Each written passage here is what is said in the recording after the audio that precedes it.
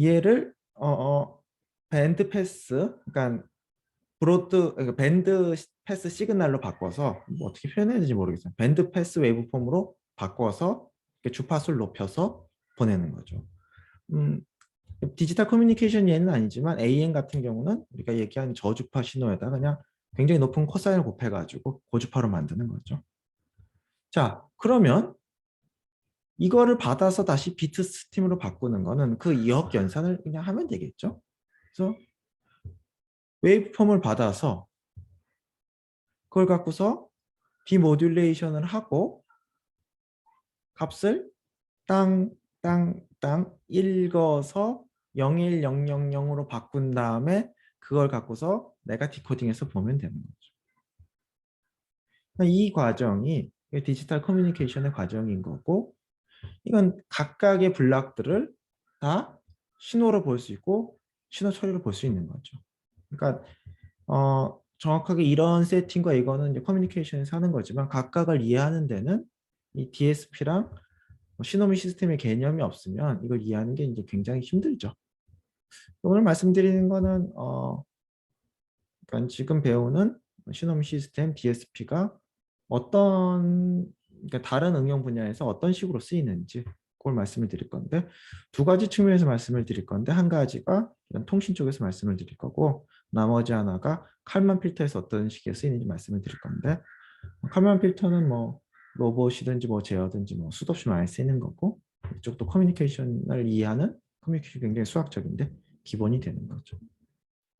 자, 그럼 제가 말씀드린 대로 이게 이제 큰 틀에서의 그거예요. 비트 스트림을 웨이브폼으로 바꿔서 그다음에 고주파로 만들어서 밴드패스 신호로 만들어서 보낸 다음에 그거를 다시 디모듈레이션 해서 0일로 바꿔가지고 영화를 본다. 이게 큰 틀에서의 설명인 거죠.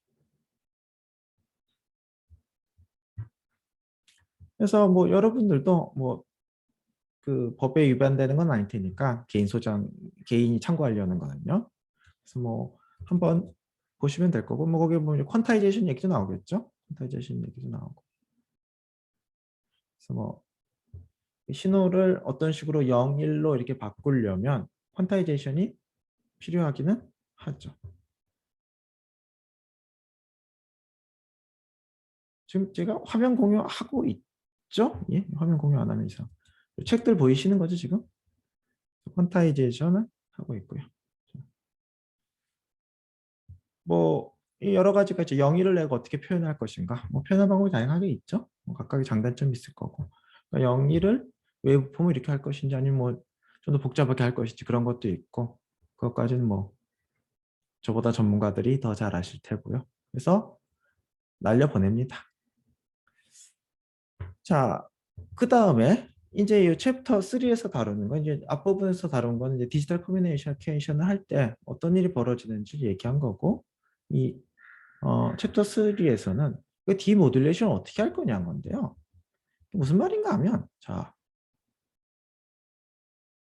굉장히 수학적으로 표현을 했죠. 이게 이제 추상적으로 이렇게 표현하는 게 굉장히 큰 장점이 있는데, 사실은 처음 해봤을 때 좀 이해하기가 쉽지 않죠. 그러니까 그거를 명확하게 쓰고 이런 점에서는 좋지만, 처음 해봤을 때 좀 진입장벽이 있다라는 것도 있죠. 자, 지금 문제를 한번 생각해 보시면요. 지금 제가 받은 거는 이런 느낌일 거예요. 0, 1, 0, 1 이런 느낌의 걸 받은 거죠. 제가 뭘 만들어야 하냐 하면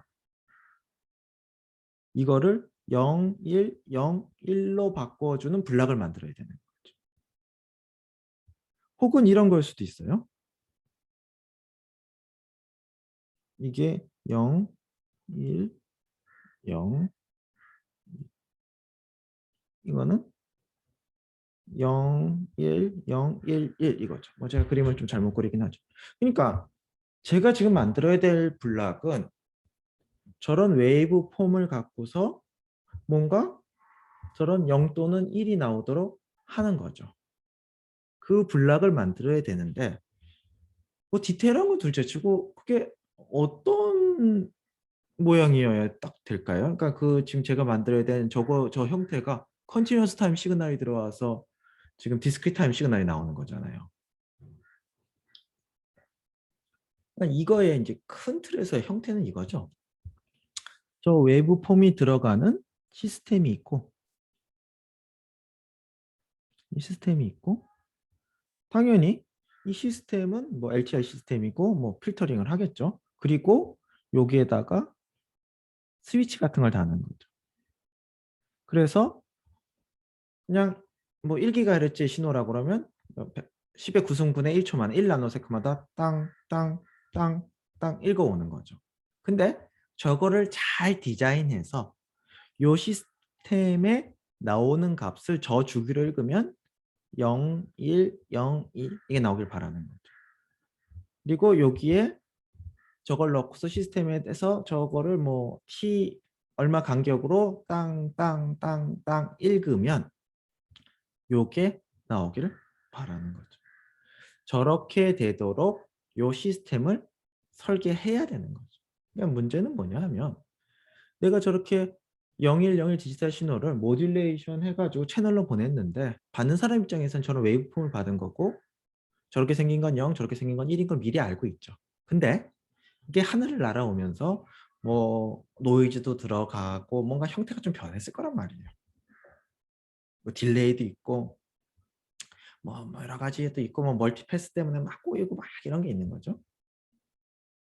그거를 통과시켜서 그렇게 디그레이드 된 신호를 통과시켰을 때 통과시키고 그 값을 땅, 땅, 땅, 땅 읽었을 때 원래 보낸 디지털 신호가 나오기를 0101이 비트 스트림이 나오길 바라도록 시스템을 설계하겠다라는 거죠. 그러면 드는 질문이 어떻게 설계하면 그렇게 될까? 이거 좀 당연한 얘기죠. 어떻게 설계하면 그렇게 될까? 자, LTI 시스템이라 그러니 결국은 XT가 들어왔을 때 그거를 만들었다고 했을 때 최종 결과물의 형태는 최종 신호의 형태는 결국 이걸 수밖에 없어요. X 타우 H T 빼기 타우 D 타우 이게 YT인 거고 이거를 YNTS가 여기서 나온 YN인 거죠. 제가 드리고 싶은 말씀은 우리가 배우는 DSP라는 시스템 시스템이 이런 구체적인 시스템을 이해하고 설명하는데 기본이 되는 거죠. 마치 뭐 미적분학 할 때 미적분학을 배워놔야지 뭐 물리 배울 때 그냥 그 언어처럼 쓰는 것처럼 되는 거고요. 그럼 결국은 얘를 잘 설계해야 되는데 설계할 기준은 이거죠. 그러니까 제가 설계를 해야 되는데 설계할 기준은 딱 이거죠. 내가 0을 보냈으면 0이 나오고 0에 가까운 값이 나오는 거죠. 1을 보냈으면 1에 가까운 값이 나오길 바라는 거죠. 당연한 얘기죠. 그러면 어떤 게 좋으냐라는 거죠. 요 HT로 어떤 게 좋으냐라는 질문을 하는 거고 그걸 수학적으로 풀어보면 나오는 필터가 매치드 필터인 거죠.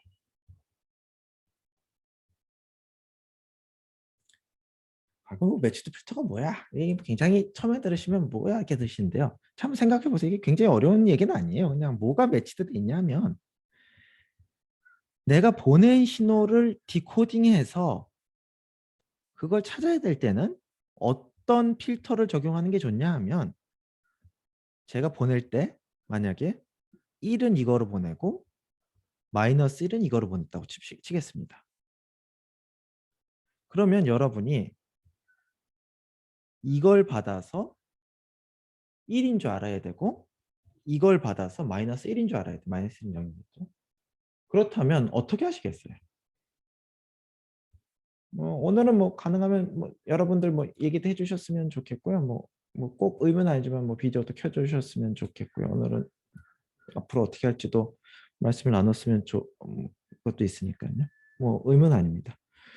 자, 그래서 보통 상식적으로 생각을 해보면 이렇게 하시겠죠. 저 시간 구간 동안 더해서 신호값을 더해서 크면 1, 0보다 크면 1, 다 더해서 0보다 작으면 마이너스 1로 판단하겠다. 이게 굉장히 자연스러운 생각인 거죠.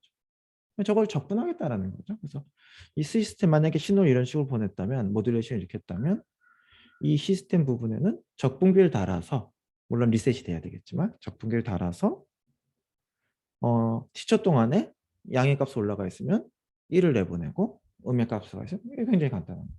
근데 생각해 보시면 뭘 쓰신 거냐 하면 이 적분이라는 게 이거에다가 1을 곱해서 더한 거죠. 그러니까 이거를 여러 가지 수식으로 써서 봤을 때 최적이 뭐냐 하면 이거를 내가 웨이브 폼의 모듈레이터로 쓰기로 했다. 그럼 받는 놈 입장에서도 얘를 곱해서 더하는 게 최고인 거죠. 받는 놈 보낸 사람이 이거를 1로 해서 보내기로 했다. 그러면 푸는 사람 입장에서도 이걸 곱해서 더하는 게 최고인 거죠. 그건 뭐 수학적으로 그렇게 어려운 얘기는 아니고요. 그러니까 내가 보낸 파형을 갖고서 그거를 곱해가지고 검출을 하는 게 수학적으로 제일 낫다라는 거죠. 그렇기 때문에 매치드 필터를 여기에 쓰는 거죠. 여기서 말하면 이제 말하면 이거 그냥 LTI 시스템 하나의 예인 거고 이건 뭐 로패스 필터, 하이패스 이런 범주에 빠질 수가 없죠. 왜냐하면 그런 식은 아니니까요. 내가 그냥 시스템을 필터링 하는 건데 지금 나의 목적은 얘가 들어왔으면 귀신같이 알고 싶은 거죠. 그런데 여러 제약 조건을 봤을 때 결국은 내가 알고 있는 원래 보내기로 한 얘를 이쪽에서 곱하는 게 가장 확실한 거죠. 이제 뭐 그거에 대한 증명이 나오는데요. 결국 벡터고 뭐고 같은 방향에 있는 걸 곱해야 제일 커지는 거죠. 이제 뭐 이 통신 시스템이나 디지 커뮤니케이션 책을 보면 추상적으로 표현해 놔가지고 이제 벡터 스페이스 표현해가 좀 헷갈릴 때가 있는데 요점은 뭐냐면 같은 거를 곱할 때 이게 쫙 커지는 거죠. 서로 다른 애는 막 이게 막 캔슬 아웃되고 이렇기 때문에 그래서 보내는 애랑 받는 애랑 같은 걸 쓰는 게 좋다. 그게 매치드 필터인 거고요. 그 얘기가 이제 이런 거죠. 이게 이제 신호 웨이브 폼이었으면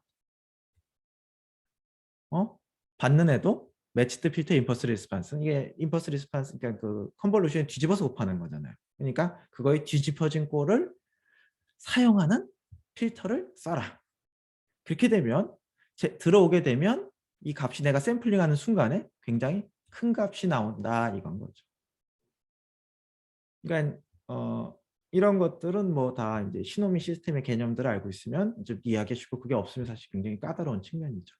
그래서 내가 정답하고 보낸 웨이브 폼하고 원래 알고 있는 웨이브 폼을 같은 모양을 써가지고 맞춰서 곱하게 되면 샘플링하는 순간에 T초에 샘플링을 해야 되죠. 스위치가 탁탁 하는 데 있어서 된다가 되겠습니다. 그 얘기고 매치드 필터. 그러니까 뭐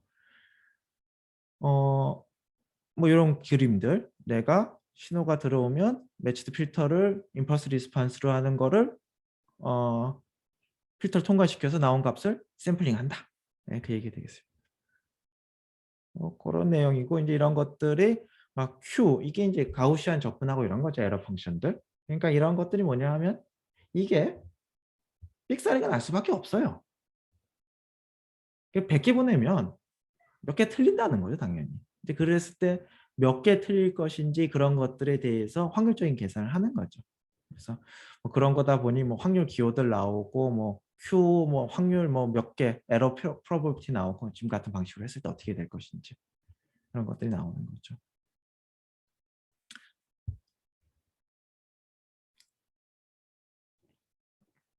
그래서 이런 그림을 잘 보셔야 되는데요. 자, 이제 보내는 사람 입장에서는 1, 1, 마이너스를 보내는 거죠. 근데 그걸 모듈레이션에서 1은 이런 그림, 1은 이런 그림, 마이너스는 이런 그림을 해서 보내는 거죠. 그게 채널 통과하면서 노이즈 받게 되고 그 다음에 리시빙 필터가 그러니까 제가 아까 했던 필터 갖고서 통과한 다음에 그 값을 땅땅땅 읽어서 1, 1, 0을 얻고자 하는 거죠. 요거는 수열로 써놨죠. 여기서 컨티뉴어스. 그러니까 이게 전체 그림인 거고 이거를 그냥 한 번에 몽땅 거려 그려버리면 이렇게 되는 거예요. 이거를 이제 보시면 위에 있는 것처럼 이 시스템들이 이렇게 시리얼로 있으면 트랜스퍼 펑션을 곱해주면 되는 거죠. 트랜스퍼 펑션을 이렇게 다 곱해가지고 표현하게 되면 얘는 이렇게 펄스 1 모양으로 바뀌는 거. 그러니까 이게 이거의 임펄스 리스판스가 펄스 1인 거죠. 그러니까 저런 식으로 하나로 퉁쳐서 표현할 수가 있다. 저렇게 표현할 수가 있다라고 생각하시면 되겠습니다. 근데 이제 인터 심벌 인터피어런스 ISI 굉장히 중요한 문제죠. 자, 뭐냐면 이상적인 상황에서는 자 보시면 제가 1을 보냈을 때 심벌이 있죠. 이렇게 된 심벌이 있는데 잘 날아갔어요. 또 1을 보냈을 때 날아갔어요. 근데 두 개가 아예 겹치질 않는 거죠. 그러니까 서로 인터 심벌을 초월하는 인터피어런스가 없어요. 아무 문제가 없는데 실제로는 딜레이가 발생하고 멀티패스 프로블럼이고 해서 먼저 출발했던 애가 나중에 도착하기도 하는 거죠. 먼저 출발했던 애는 뭐 빨리 도착한 애도 있지만 어떤 건물 벽에다 쿵쿵쿵 튕겨가지고 두 번 출발하는 거 늦게 도착하고 이러는 거죠. 지금 이 그림이 그걸 나타내 주는 거죠. 그러니까 펄스 1이 끝나기 전에 펄스 2가 도달을 하는 거죠. 이게 인터 심벌 인터피어런스인 거죠. 그러니까 1, 2를 보냈는데 뒤에 있는 0 때문에 두 번째 있는 1이 막 깨져서 오는 거죠. 막 0처럼 보여서 오는 거죠. 이제 그런 것들을 어떻게 처리할 것인가? 그러면 인터 심벌 인터피어런스를 줄이는 필터는 어떤 것인가? 그래서 필터라는 거는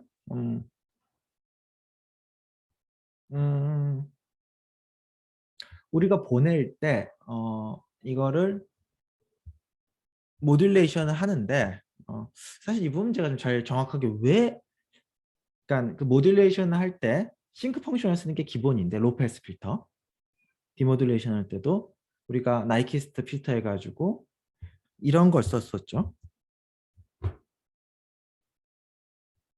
그러니까 지금 얘가 이렇게 돼 있는데 얘를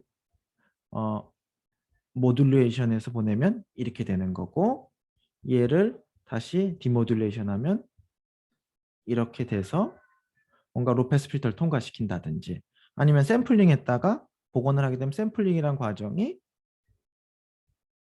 이렇게 되는 거니까 내가 로패스 필터를 이상적인 로패스 필터를 통과시키게 되면 원래 게 복원이 된다.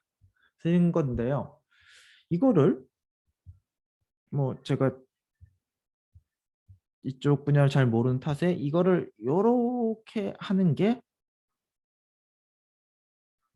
이게 인터 심벌 인터피어런스를 줄여준다고 합니다. 그러니까 리컨스트럭션 필터를 이론적으로는 이거를 써야 되는데 이걸 안 쓰고 리컨스트럭션 필터를 이런 거를 쓰는 게 뭐 더 좋다고 하는데 요거까지는 뭐 제가 디테일은 모르겠는데요. 뭐 의미상으로는 그 정도 의미로 들어가게 됩니다. 그래서 요게 뭐 굉장히 이상하게 보이지만 그림을 그려놓고 보면 자, 요 딱 직사각형 모양의 이게 이상적인 리컨스트럭션 필터인 거죠. 근데 이거를 레이즈드 코사인 이런 식으로 바꿔주게 되면 ISI가 준다. ISI 굉장히 중요한 부분이죠. 되겠습니다. 뭐 그런 식으로 쓰이고요. 그 다음에 어댑티브 필터의 굉장히 중요한 부분인데 자,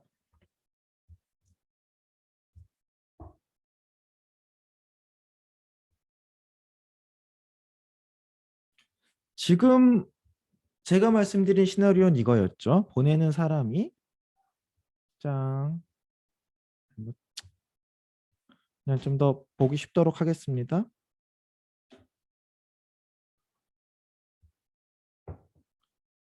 보내는 사람이 1, 1, 11 마이너스 1100 이렇게 보낸 거죠. 그게 이제 채널을 통과해서 엉망이 돼서 오는 거고 얘를 어떤 필터를 통과시킨 다음에 이게 이제 매치드 필터겠죠. 얘를 샘플링해서 1, 1, 0을 복원하겠다라는 게 이게 커뮤니케이션 시스템의 건데 요거에서 이제 매치드 필터를 쓰는 거는 기본적인 세팅인데 자, 요거를 샘플링 하기 전에 이 그림을 한번 보겠다라는 거죠. 요게 어떤 식의 그림인 건지. 그림을 보면 이상적으로는 샘플링 할 때 1에 가깝고 1에 가깝고 0에 가깝고 0에 가깝고 이런 게 이상적이겠죠. 근데 이게 심볼 인터피어런스도 있고 뭐 채널 특성도 있고 하기 때문에 여기서 나온 중간에 나온 웨이브 폼에 대해서 내가 여러 개의 값을 보고서 앞뒤 쫙 보고서 지금 값을 결정하겠다라는 거죠. 무슨 말인가 하면 여러분 생각을 해보시면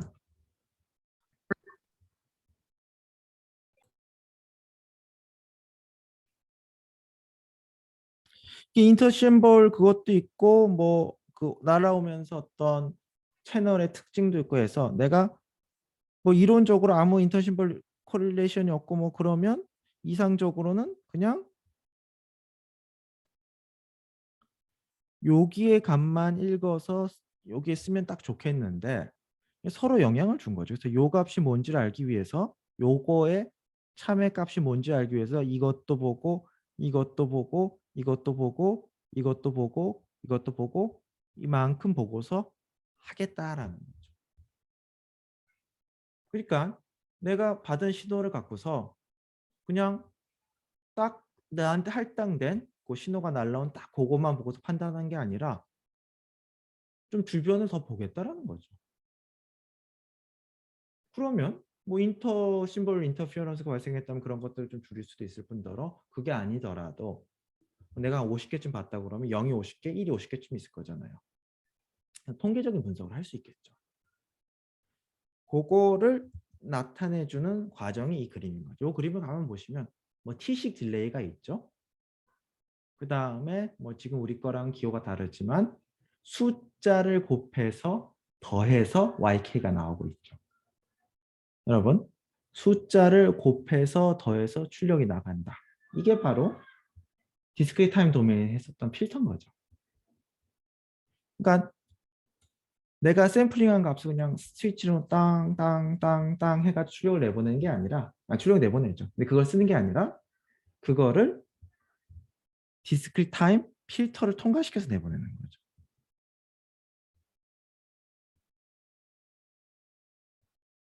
그 생각해 보시면 나아지겠죠. 그럼 이 필터 개수는 어떻게 정하냐?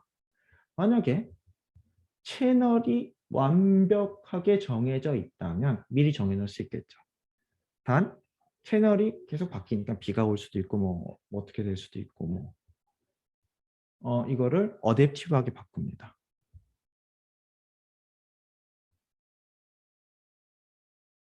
그럼 어댑티브하게 어떻게 바꾸느냐? 이게 서로 튜닝이라고 해야 되나? 이건 잘 모르겠는데 캘리브레이션 같은 과정이 있어요. 그러니까 이렇게 신호를 보낼 때 중간에 뭐 몇 번에 한 번씩 서로 아는 걸 보내요. 중간에 10, 10 같은 아는 시퀀스를 보내요. 그래서 받는 사람 입장에서 이번에는 그게 나와야 되는데 라고 하면서 요 필터의 개수를 업데이트하는 거죠. 중간중간에 채널의 특성을 그건 뭐 양쪽 다 모르니까 양쪽이 하는 거 뭐냐면 정해진 시퀀스를 보내고 정해진 시퀀스를 제대로 받았는지 분석해서 요 웨이트를 여기서는 C죠. 웨이트를 결정을 하는 거죠. 그리고 3.86식 같은 경우는 우리가 이제 디스크리트 타임 필터인 거죠. 이렇게 보시게 되면 이 통신 시스템만 딱 봐도 컨티뉴어스 타임 도메인에서 어떤 필터가 있고 그다음에 디스크리트 타임에서 도메인 필터가 있고 어댑티브 필터의 개념이 들어가고 다 들어가는 거죠. 그래서 굉장히 제 입장에서는 중요한 과목이다. 가 되겠습니다. 그렇게 보시면 되고요. 그다음에 지금까지는 말씀을 안 드린 부분이 사실 굉장히 중요한 부분인데 이게 뭘 곱해서 샘플링 한다 그러면 보낼 때랑 받을 때의 싱크가 기가 막히게 맞아야 되겠죠. 뭐 기가헤르츠 이런 단위 신호를 보내는데 뭐 싱크가 안 맞으면 내가 그걸 딱딱 끊어서 읽어야 되는데 싱크가 안 맞으면 읽을 수가 없는 거죠. 그래서 싱크를 맞추는 것도 굉장히 중요하죠. 그 싱크를 맞춰주는 역할을 하는 게 루프 필터인데요.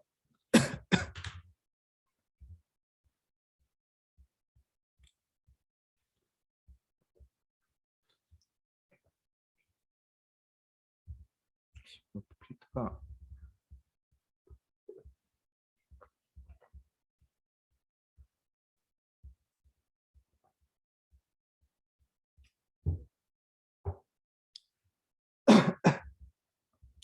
무슨 말인가 하면 내가 날아오는 게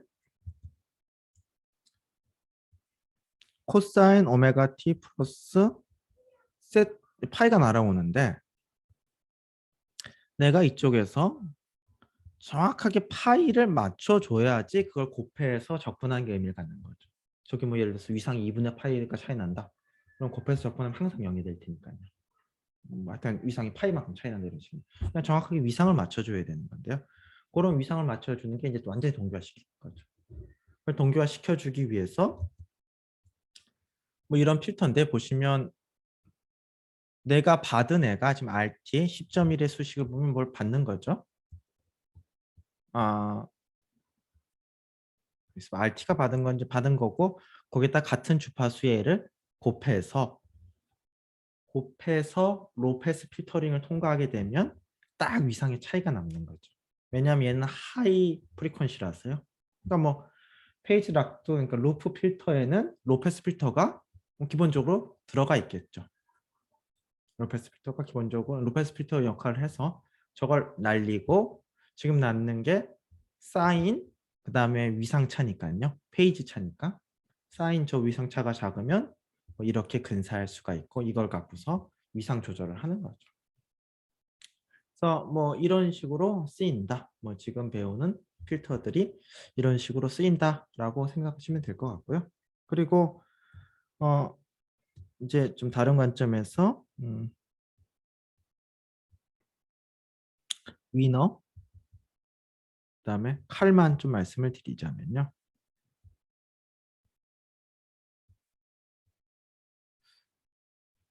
아까 말씀드린 여러 개의 심볼, 커럽트된 심볼 갖고서 정확한 걸 예측한다. 그러니까 내가 이걸 관찰했는데 이 X로부터 Y를 예측하고 싶어요. 그랬을 때 이건 일반적으로 풀 수 없는 문제인데 이거를 예측 관계식이 이런 식으로 하는 거죠. 예측 관계식이 선형이야. 내가 선형이라는 건 알아. 예측 관계식이 선형 관계식이야. 내가 받은 거로부터 Y를 예측하고 싶은데 그냥 세상 모든 가능한 것 중에 제일 좋은 걸 찾아라 이러면 못 푸는 문제인데 선형 관계식으로 표시할 수 있는 것 중에 제일 좋은 걸 찾아라. 그럼 풀만 하거든요.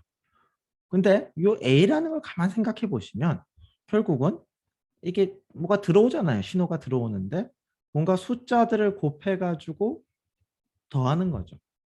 그러니까 얘도 뭐 이제 앞으로 좀 명확해지겠지만 결국은 필터링 관점에서 설명이 돼요. 그러니까 내가 신호가 뭐냐 하면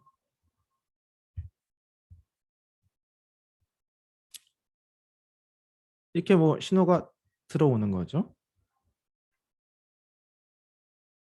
이거를 갖고서 뭘 필터를 통과시키고 나면 컨볼루션이겠죠. 필터를 통과시키고 나오면 이 나오는 신호가 내가 바라는 게 나오길 바란다. 아까 그, ISI라든지 뭐 이런 걸 줄이기 위해서 한 거랑 똑같은 얘기인데요. 얘가 들어가서 얘가 나오길 바란다. 이랬을 때 최적의 H는 구해라. 이게 이제 리니어 과정이면 이거를 푸는 수식이 존재하는데요. 그게 뭐 그렇게 어려운 수식은 아니고 위너 필터의 수식인 거죠. 그러니까 내가 얘가 들어가서 얘가 나오도록 하는 좋은 리니어 필터 개수를 구해라. 그럼 위너 필터 알고리즘을 적용하시게 되면 그 필터 개수를 구할 수 있고요. 실제로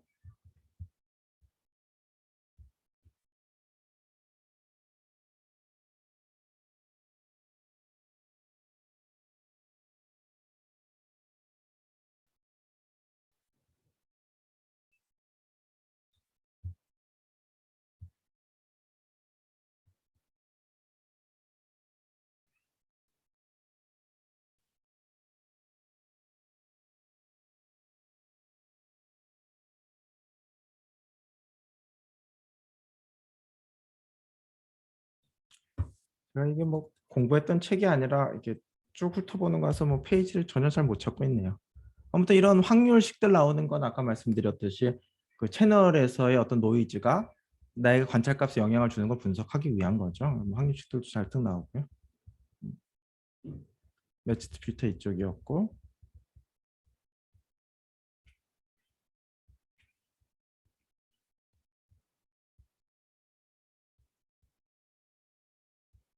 예, 요렇게 생긴 것들의 필터 개수를 내가 어떻게 정할 것인가.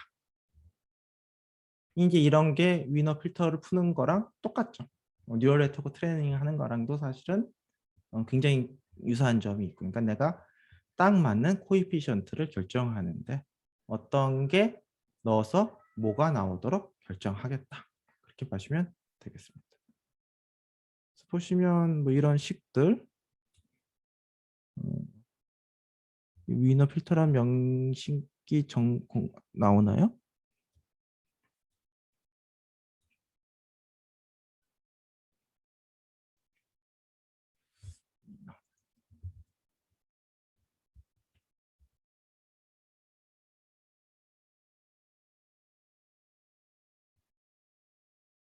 위너 필터란 명칭이 공식적으로 나오진 않네요. 아무튼 이런 거랑 거의 같다고 생각하시면 되겠습니다.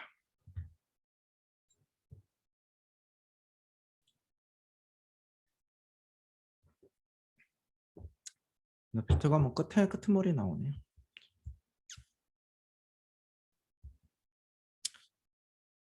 스키매틱 다이어그램은 위너 필터. 이렇게 신호들이 있으면 딜레이를 줘서 웨이트를 줘가지고 내가 나오는 게 바라는 게 나오도록. 지금 같은 경우는 커럽트된 신호가 들어가서 원래 게 나오도록 필터를 어댑티브하게 결정할 수 있는 과정이 되겠죠. 그래서 위너 필터가 어댑티브 필터에서 굉장히 중요한 부분이고요. 자, 그러면 이제 칼만 필터는 어떤 우리가 지금 배우는 거랑 어떤 상관이 있는지 한번 잠깐 보겠습니다. 어댑티브 필터 시어리고요. 최근 대학원 때 배웠던 책인데요. 자, 뭐 스토캐스틱, 이 스토캐스틱이라는 얘기가 왜 나오냐 하면 이게 뭔가 랜덤한 요소가 있어야지 그거에 맞서 싸우기 위해서 뭐 어댑티브하게 바뀌어야 되는 거죠. 뭐 이게 디터미스틱하게 하면 굳이 어댑티브하게 바뀔 이유가 없죠. 그래서 스토캐스틱한 거에 대해서 배우고 그다음에 챕터 2 보면 위너 필터가 나오죠. 위너 필터. 그다음에 보면 뭐 LMS, RLS 나오고 그다음에 14가 칼만 필터가 나옵니다. 칼만 필터. 칼만 필터 한번 가서 볼까요?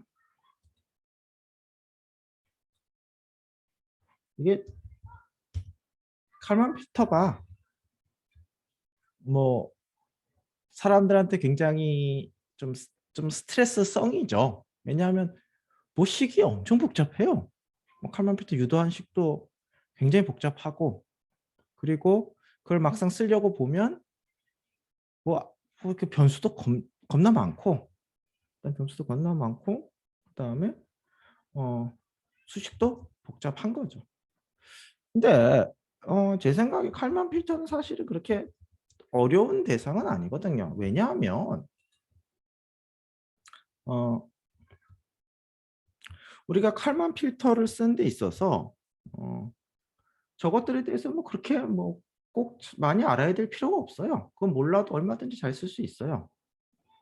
한번 생각을 해보겠습니다. 칼만 필터는 어떤 거냐 하면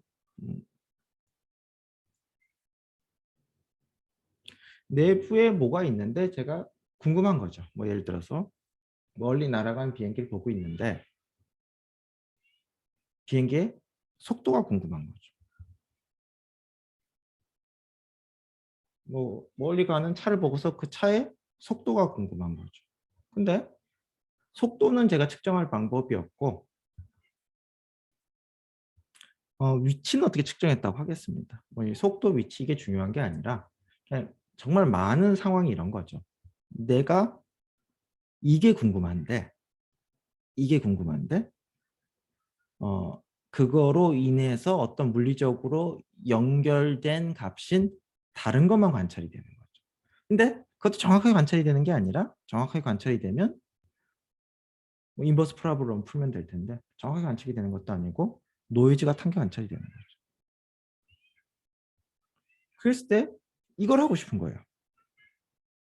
내가 본 거 넣으면 내가 알고 싶은 거. 이런 걸 만들고 싶은 거죠. 이게 칼만 필터. 그러니까 뭐 제어나 이런 곳에서 굉장히 중요한 게 뭐 나의 자세를 알고 싶은 거죠. 근데 사실 나의 자세는 모르고 알 수 있는 건 뭐죠? 뭐 액셀로미터 값, 액셀로미터 센서의 값, 뭐 자이로 센서의 값 이런 것만 들어오는 거죠. 아니 그중에 하나가 완벽하게 맞는다면 그거 쓰면 되는 거죠. 근데 문제는 뭐죠? 그게 나의 자세에 대한 어떤 굉장히 노이즈하고 불확실성이 높은 관측값일 뿐인 거죠. 그랬을 때 칼만 필터라는 것은 이거를 아주 시스테믹하게 처리해 주는 방법이죠. 물론 당연히 가정이 들어가 있죠. 내가 그 가정이 맞지 않다. 그럼 칼만 필터를 써도 동작을 잘 안 할 테고요. 가정이 맞다면 칼만 필터 쓰면 잘 동작을 할 거고요.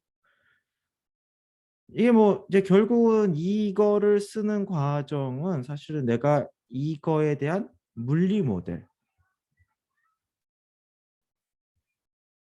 물리 모델만 확실히 알고 있다면 이거를 디자인하는 과정은 진짜 스트레이트포워드하고 기계적이죠. 그냥 매트랩 코드로 그러니까 뭐 넘파이 코드로 뭐 10줄도 안 써도 될 거예요. 그것도 뭐 깊이 생각하고 쓸 것도 있는 것도 아니고 그냥 적힌 대로 쓰면 돼요. 근데 이 물리 모델을 내가 모른다. 그러니까 내가 알고 싶은 것과 관측과 사이의 관계에 대해서 내가 모른다.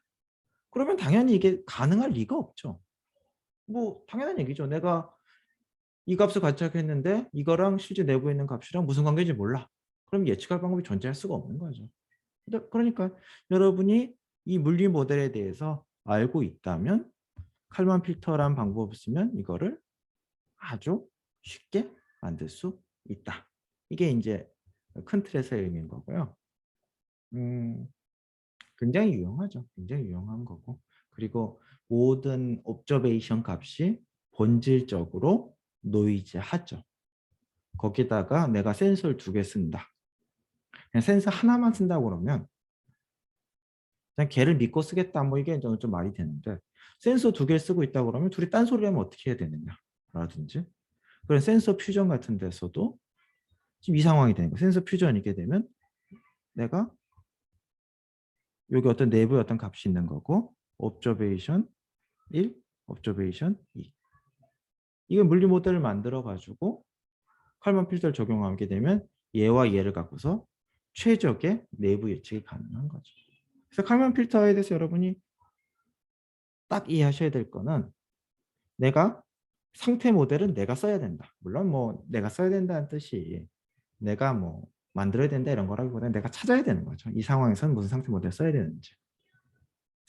그 다음에는 칼만 필터 수식을 써가지고 뭘 하는 거는 굉장히 스트레이트포워드하고 쉽다.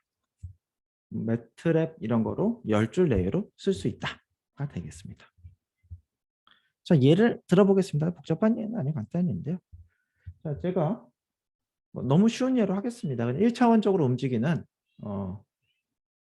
물체가 있는데 그거의 위치만 보고 있는 거죠. 그걸 갖고서 속도를 예측하고 싶어요. 그 위치만 틈틈이 여러분 이렇게 생각하죠. 2개 해가지고 이렇게 하면 속도 나오잖아요. 네, 맞습니다. 속도를 예측하는 한 가지 방법이죠. 근데 이렇게 되면 굉장히 노이즈에서 막 이렇게 될 수가 있는 거죠. 뭔가 옵티멀하게 예측을 하고 싶고 그 다음에 그런 가정도 넣고 싶은 거죠. 속도는 천천히 변한다. 그러니까 물리 모델에 넣는 거죠. 그걸 넣어서 잘 안정적으로 예측하고 싶다. 그런 거고 뭐 이거보다 물리 모델 훨씬 더 복잡할 수도 있고 근데 지금 너무 굉장히 단순한 거라서 뭐 이걸 쓰실 수도 있겠습니다만 이 문제를 칼만 필터로 한번 해결해 보겠습니다. 자, 그러면 이렇게 되겠죠. x 프라임 t는 vt다. 뭐 당연한 얘기죠. 위치의 미분은 속도다. 그러니까 이건 거고요. 이거를 뭔가 타임 스텝으로 좀 디스크리트하게 근사를 한다면 이렇게 쓸 수 있겠죠. 이건 근사도 아니네. 이건 참이네요. 이건 참이네요. 되겠죠. 뭐 컨티뉴스 버전도 있긴 하겠지만 지금은 뭐 디스크릿 버전을 쓸 생각이니까요. 얘는 x n 플러스 1 아니 이러지 말고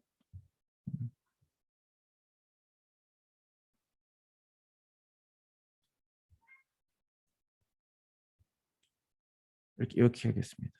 그러니까 n 플러스 1 타임 번째의 위치는 n 번째 타임에서의 위치랑 n 번째 여기 이제 대략 근사라면 xt, vt, 델타 t가 될 테니까요. 여기다가 vn, n번째 타임 스텝에서의 속도에다가 시간 t를 곱한 거다. 델타 t는 내가 샘플링한 주기니까 시간이 딱 있겠죠. 상수겠죠. 상수. 내가 뭐 100Hz로 샘플링 했는지 뭐 이런 게 정해져 있겠죠. 그러고 내가 지금 관찰하고 있는 거는 xn이다. 자, 됐고요. 그 다음에 물리 모델 이게 끝이 아니라 n번째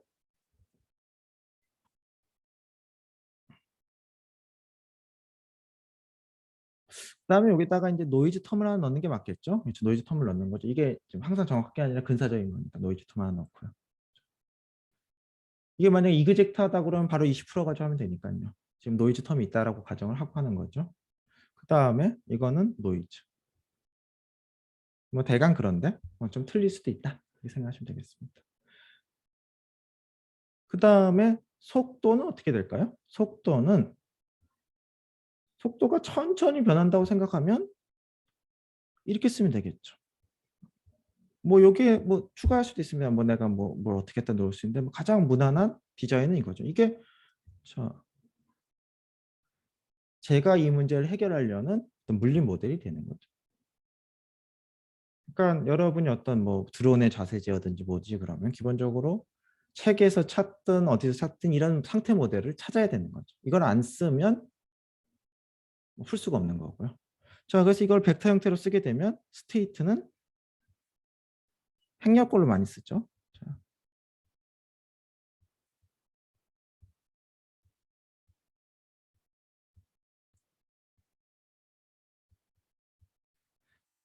요게 어떤 상태 변화 매트릭스가 되는 거고 요거는 뭐 자, 책에 있는 노테이션을 한번 볼까요? 책에서는 fn 플러스 그러니까 n에서 n 플러스 1로 간 상태 모델로 했고 그 다음에 노이즈 누원이라고 썼네요. 자, 저기는 표현 그대로 쓰면 얘는 f 그러니까 내가 상태 여기서는 그냥 상수인데 뭐 n에 관한 함수일 수도 있는 거죠. 얘는 그래서 얘랑 얘를 제가 결정하는 건데 노이즈에 대해서는 사실 알 수가 없는 거고 노이즈에 대해서 우리가 말할 수 있는 거는 얘가 얼마나 베리언스가 크냐 분산이 얼마나 크냐 이건 우리가 측정을 해야 되겠죠. 측정을 하든지 뭐 가정을 하든지 측정 오차가 얼마인지는 알아야 되니까요. 자, 그래서 요거 상태 모델 중에 반은 했고 그 다음에 또 중요한 상태 모델의 남은 부분이 뭐냐면 내가 뭘 보냐라는 거죠. 실제로 XN이랑 VN이 그 내부의 상태인데 제가 VN은 못 보는 거죠. 그래서 제가 실제로 보는 상태 모델은 이건 거죠.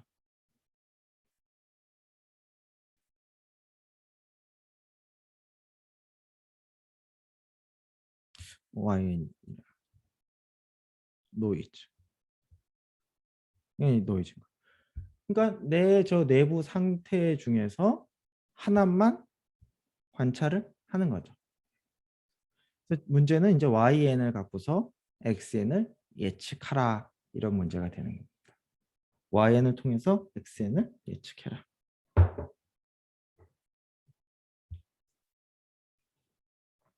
그러니까 여러분이 정하셔야 될 거는 자 이제 여러분이 명시적으로 찾든지 어떻게든 해결하셔야 될 문제가 여러분이 책임을 지셔야 될 부분이 이거 찾으셔야 되고 뭐 책을 뒤지시든 물리 모델을 푸시든 아니면 미분방정을 하든 제가 했죠. 저는 상수로 이거였죠. 그 다음에 얘의 코베리언스 매트릭스라고 그러는데요. 그냥 뭐 분산이라고 생각하셔도 되겠습니다. 우선 얘의 분산. 그 다음에 요 옵저베이션에 관련된 매트릭스. 요거를 여러분이 준비를 하셔야 되는 거죠. 이게 준비가 안 되면 칼만 필터를 쓰는 게 근본적으로 불가능하죠. 저걸 준비를 하셔야 됩니다. 그리고 나서는 스트랩포워드 해요. 그다음 하고 나서는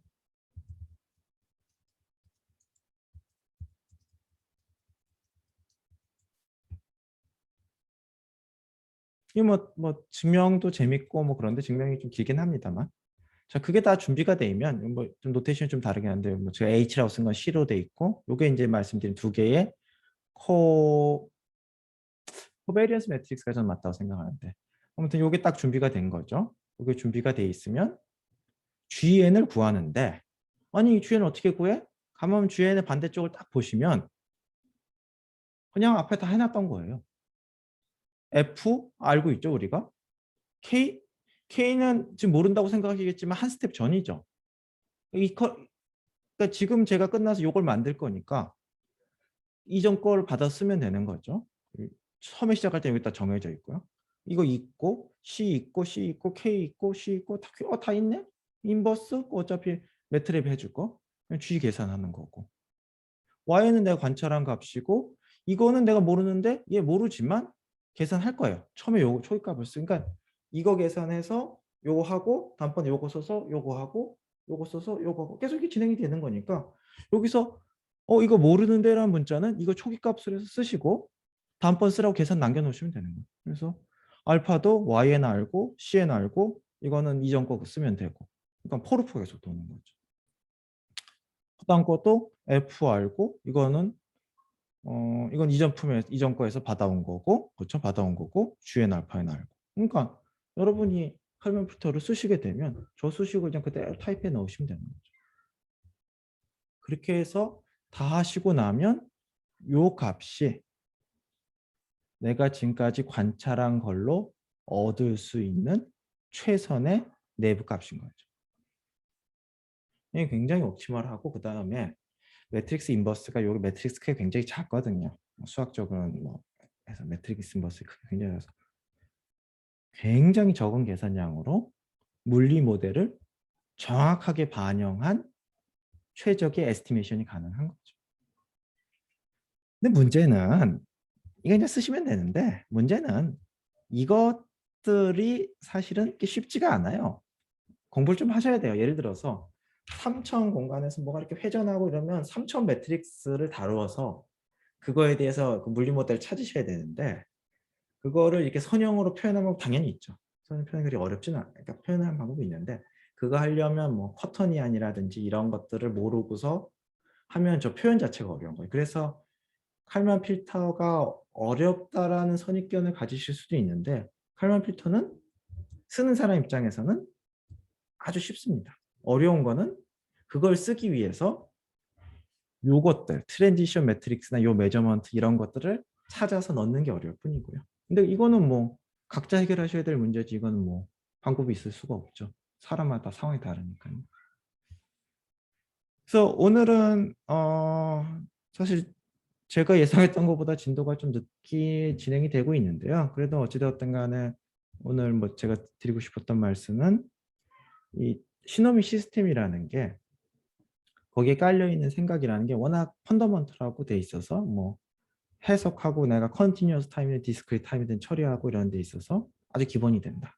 그 대표적으로 볼 수 있는 게 커뮤니케이션이었었죠. 거기 보시게 되면 컨티뉴어스 도메인에서 필터 있어서 뭐 매치드 필터 이런 거 있고 그걸 이렇게 샘플링 해가지고 내 값을 읽어오고 그 다음에 그거를 디스크리트 타임 필터를 적용해서 특히 어댑티브 필터를 적용해서 그거에서 지금 채널의 역효과를 상쇄시키는 걸 하려고 하는 거고 그게 뭐 그리고 그 다음에 조금 옆길로 좀 지금 하고 얘기했던 줄기가 좀 벗어나긴 했지만 칼만 필터 같은 경우도 이게 디스크리트 도메인에서 처리하는 거고 뭐 솔직히 뭐 DSP랑은 아주 큰 상관이 있다라고 얘기하기 좀 어려울 것 같습니다. 아무튼 뭐 그래도 DSP를 알면 이런 기호도 좀 익숙해지겠죠.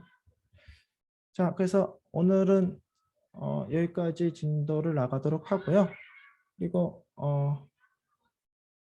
사이트 뭐 제가 여러분 쓰라고 하시는 건 아니고요. 그냥 혹시 뭔가 책에 어떤 내용이 있는지 너무 궁금한데 사기 전에 급하게 보셔야 됐다.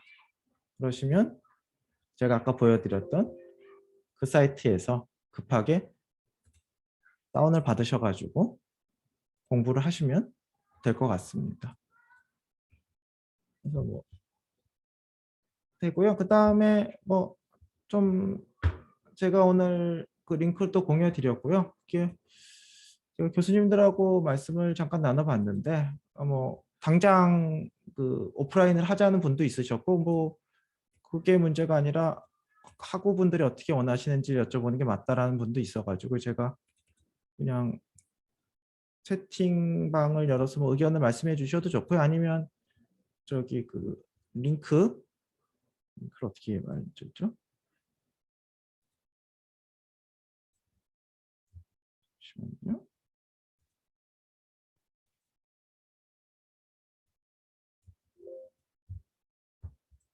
예, 여기서 뭐 간단하게 투표를 해주셔도 되겠습니다. 그 이메일은 뭐 중복 방지를 위해서 이메일 정보가 있는 거니까요. 뭐 이메일 쓰시기 싫으신 분은 그냥 아무런 이메일 형식 쓰셔서 해주셔도 되고요. 그래서 해주시면 뭐 그 여러분들의 의견에 맞춰서 다음 주부터 진행을 하도록 하고요. 결과는 사실 다음 주 초쯤에 저기 아주 빕을 통해서 공지하도록 하겠습니다. 그리고 뭐 관련돼서 뭐 수업 시간에 말씀을 하셔도 되고요.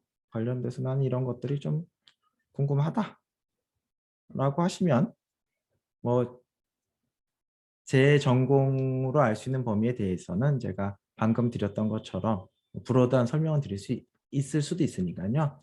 뭐 제가 항상 할 수 있다고 말씀드린 건 아니고 그러니까 큰 틀에서 한번 뭐 책 제대로 공부하기 전에 궁금한 게 있다. 그러면 저한테 뭐 편하게 이메일 보내주셔도 되고요. 네, 그러면 뭐 더 하실 말씀이시거나 계획 있으시면 말씀을 주시고요. 뭐 가능하면 투표에 참가해 주셨으면 좋겠습니다.